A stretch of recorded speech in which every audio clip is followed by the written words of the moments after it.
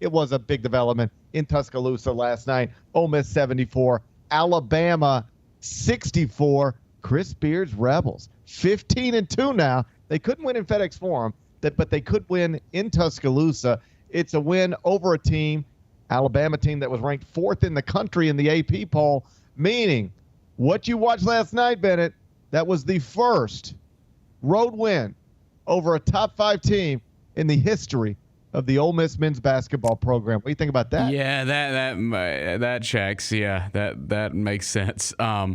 No, man, that when they hired him, like I think you agreed, like that's a great hire for Ole Miss. I don't know how long they'll be able to keep him there, but that's yeah. I mean, he's got that thing rolling, and it's awesome for Memphis, obviously too. Like your wins are your good wins in the non-conference.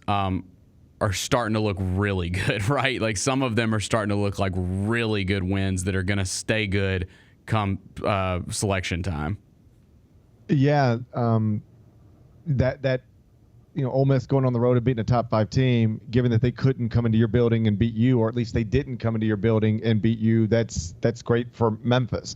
So Ole Miss is now 15-2. I've got them up to number 15 in the top 25 and 1. Like I mentioned, first road win over a top 5 team in the history of the program. You realize Chris Beard does this everywhere he coaches, right? Yeah. Like, I don't know if AI is advanced enough yet to provide all of the answers, but if it were possible to ask AI to immediately spit out all of the things that Chris Beard is responsible for doing at different universities for the first time, like he's the first guy at this school to ever do this. He's the first guy at this school to ever do that.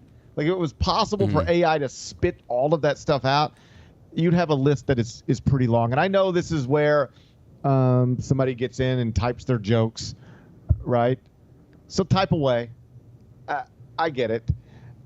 But the guy is an elite basketball coach. And this is why you take the PR hit, temporary or otherwise. And I'm not even saying that you should take the PR hit. I want to be very clear about that. I'm just saying when you decide you're willing to do it, this is why. Yeah. Because you're hiring one of the best basketball coaches in the entire country. And you're exactly right, Bennett. This will go from, in a matter of a few years, a conversation about whether Ole Miss should hire Chris Beard, given what caused him to lose his job at Texas. We're going to go from that conversation. That was a conversation. Should they even do it? The next conversation will be, how do they keep him? Mm-hmm. The first conversation, should they even do it? They obviously did. The next conversation will be, how do you keep him from leaving? Because Indiana got smacked around at home last night by 25. It's 2 straight losses for Indiana by 25 points in a span of 4 days. They're ready to move on. Yeah, that Indiana job is going to open at the end of this year. Mm-hmm. And then Indiana will be asking itself, perhaps, the same question that Ole Miss was asking itself a couple years ago. Should we do it? Can we do it? What the pros? What's the cons? They may set their sights elsewhere first. Sure, they'll call Brad Stevens. Scott Drew's from Indiana. But Brad Stevens has turned down every college job since he's left college. Turned down a lot of them while he was at Butler. Scott Drew has already turned down Kentucky and Louisville as recently as last offseason. I know he's from Indiana, but, his father now lives in Phoenix because his brother now coaches at Grand Canyon University.